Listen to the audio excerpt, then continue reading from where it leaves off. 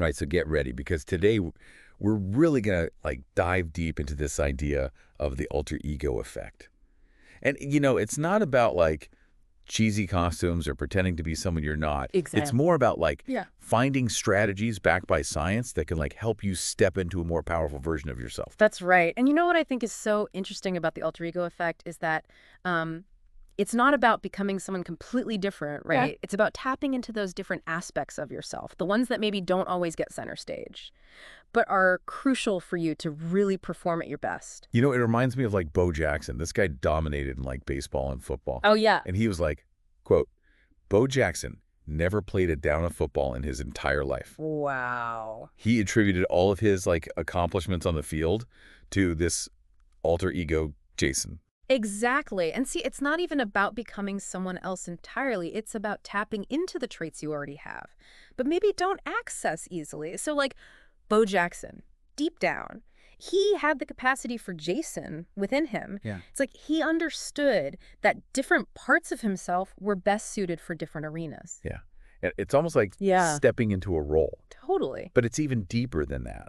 Like when you think about Yeah. like as a kid, putting on a costume, it wasn't just about looking different. It was about feeling different. Huh. And I'd suddenly have this like surge of confidence and act in a totally different way. Yeah. Absolutely. And there's actual science behind that. It's called enclothed cognition. Okay, so break that down for us. Enclothed cognition sounds kind of complicated. It's actually really simple. It's basically the idea that what we wear can have a real impact on our thoughts and behavior. Like think about how you feel wearing a power suit versus sweatpants, Oh, yeah. right? It impacts your confidence, your posture, even your decision making. That's a great point because I know I feel way more ready to take on the world when I'm wearing a certain outfit. So we're not just talking about wishful thinking here. There's like a real psychological impact. Totally. But for someone listening who's thinking, okay, cool, but like how do I actually use this alter ego effect Right. to level up my performance? Yeah. Where do we even begin to find those? We can call them superpowers for the challenges that we face. Yeah.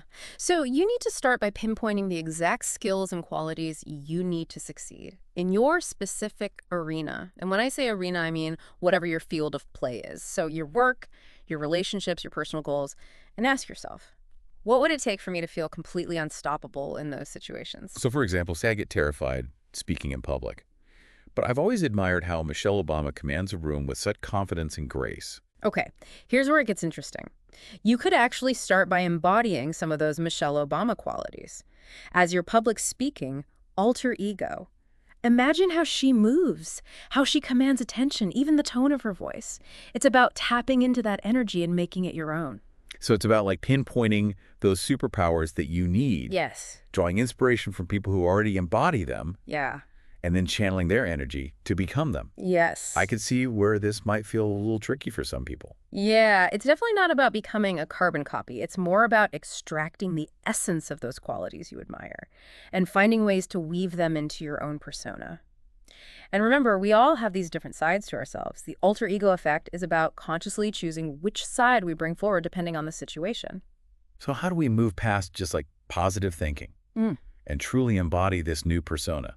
Crafting a compelling alter ego seems crucial for real lasting change, wouldn't you say? Absolutely. It's about crafting a narrative that makes those qualities feel real and accessible, almost like we're building a backstory for a superhero. That makes a lot of sense. Yeah. Because I can see how a clear backstory could be so powerful. It's like you're giving your alter ego a reason for being, Exactly. but actually finding that perfect alter ego, the one that really resonates, that feels kind of easier said than done. Yeah. Well, one powerful technique is to craft an origin story for your alter ego. In the book, he describes this young basketball player named Anthony, who was really struggling with self-doubt after this new star player joined his team. So to help him reclaim his dominance on the court, he was guided through creating this alter ego called Panther. And Anthony visualized this panther's power, its stealth, its ability to strike with precision. And what's so cool is like it worked. Yes. Like Anthony was actually able to tap into that Panther mindset Yeah. and regain his confidence. And he eventually even surpassed his previous performance. But not everyone connects with like channeling a Panther, right? So how do you find an alter ego that really speaks to you on a personal level? Yeah, it's a process of exploration.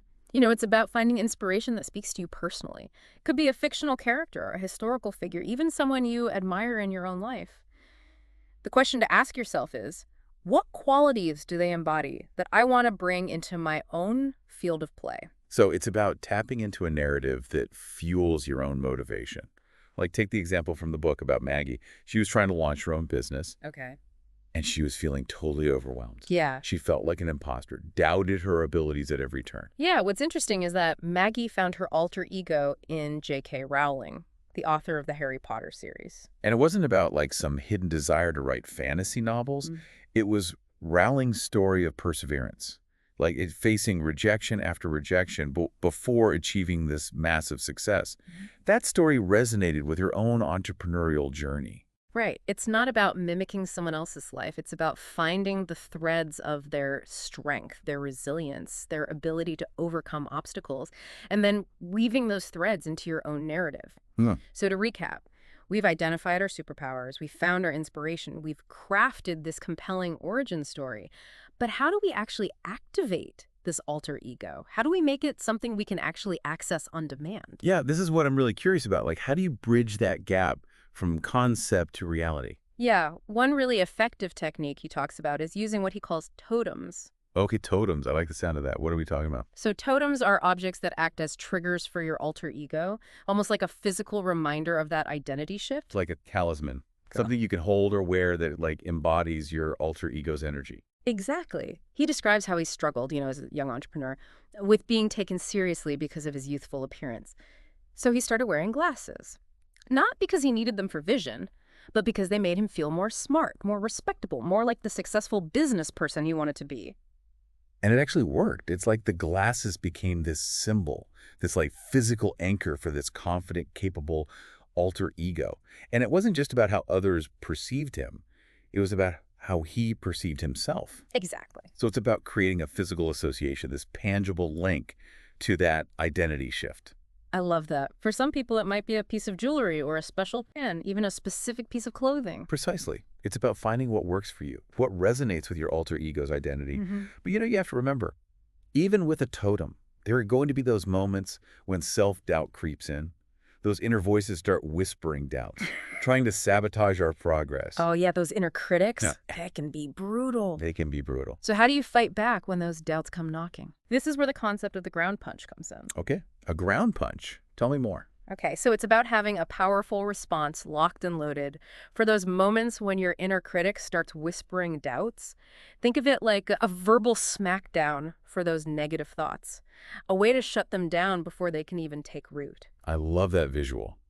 Just hitting those negative thoughts with a ground punch of confidence. Yes. It reminds me of what athletes do before a big game. Like they have those power phrases or those rituals that get them in the zone. Exactly. Instead of letting those self-sabotaging thoughts take over, we can meet them head on with a ground punch of confidence, a powerful reminder of our alter ego's strength and resilience.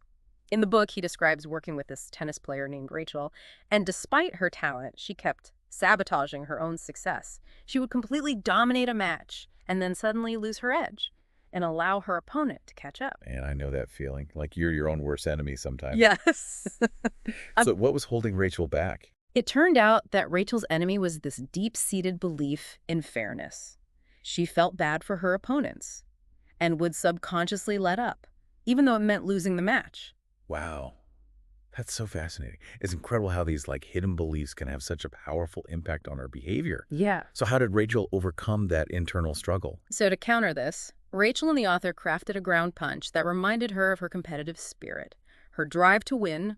It was a phrase that she could repeat to herself in those moments of self-doubt, just a way to reassert her dominance on the court. So it's about recognizing those enemies, like those limiting beliefs, fears or insecurities that are holding us back, and having a strategy for dealing with them head on.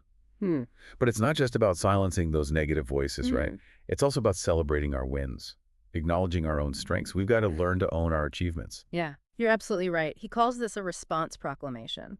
It's a statement that acknowledges your wins, your expertise, your unique value. It's how you counter those voices that say, you're not good enough, or you're just lucky, or you don't deserve this success. A response proclamation, that's such a powerful concept. It's like we have to give ourselves permission to own our accomplishments, Right. which can be surprisingly hard. It really is. And in Mark's case, his response proclamation was this powerful declaration of his journey as an entrepreneur. Like he listed all the businesses he had built, the challenges he had overcome, and the successes he had achieved. It was a way to rewrite his narrative, to shift from self-doubt to a place of self-belief. That's incredible. It reminds us that we have the power to choose how we view ourselves and our accomplishments. But this whole alter ego effect, it's not just about achieving external success, is it? It's about transforming into a more confident, courageous, and authentic version of ourselves. You hit the nail on the head. And you know what I find really fascinating is that a lot of people who adopt this alter ego effect come to this profound realization.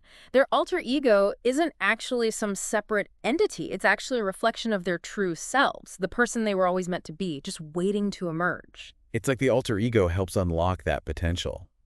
And then it just seamlessly integrates into who you are at your core. Precisely. We're not talking about like creating some kind of facade. Think of it more like we're shedding those layers of self-doubt and revealing this powerful, capable individual underneath. So it's about self-discovery.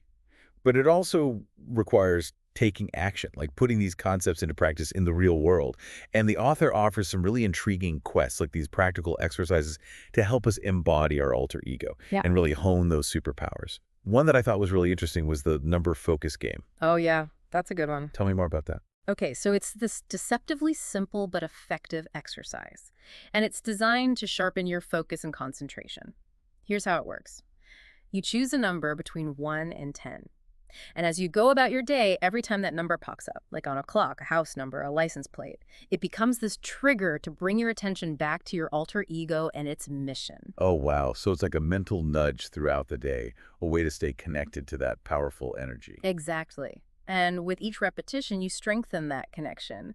It makes it that much easier to tap into your alter ego when you really need it most. I love how these practical tools make the alter ego effect feel so accessible and applicable to everyday life. You know, it's not just some abstract concept. It's like a framework for real lasting change. Totally. It's like having the secret weapon in your back pocket. I like that. And, just like any good superhero, it helps to have allies by your side. Oh, yeah, for sure. In the book, he emphasizes the importance of building a support system, finding those people who understand and champion your alter ego journey. Totally. Yeah. It reminds me of all those incredible superhero teams. Yeah. You know, like the Avengers or the Justice League.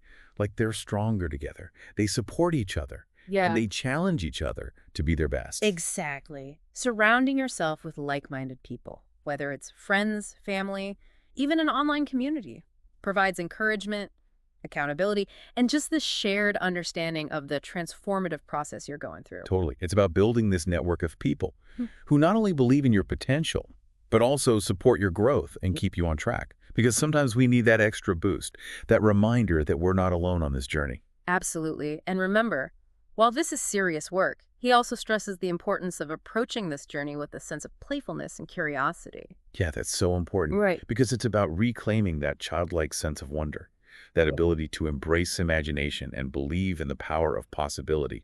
Because think about it, we were all experts at playing pretend as kids, effortlessly slipping into different roles and identities. Exactly. Yeah. The alter ego effect is kind of inviting us to tap back into that innate ability to play, to experiment, and to approach self-discovery as this exciting adventure. It's about not taking ourselves too seriously, giving ourselves permission to explore different facets of who we are. Yeah. And like having a little fun along the way. Exactly. Because at its core, it's about igniting that belief in our own capacity for change. We are not fixed.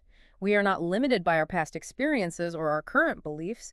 We have the power to choose who we want to become, to step into our most heroic selves. And the alter ego effect provides a roadmap, a toolbox full of strategies to make that transformation a reality. That's right. So if you're ready to unleash your inner superhero, to tap into your hidden potential, and become the most confident, courageous, and authentic version of yourself, this is a powerful place to begin. And remember, it's not about becoming someone else. It's about becoming the best and most powerful version of yourself. And that is a journey worth taking. Thank you for joining us for this deep dive into the alter ego effect.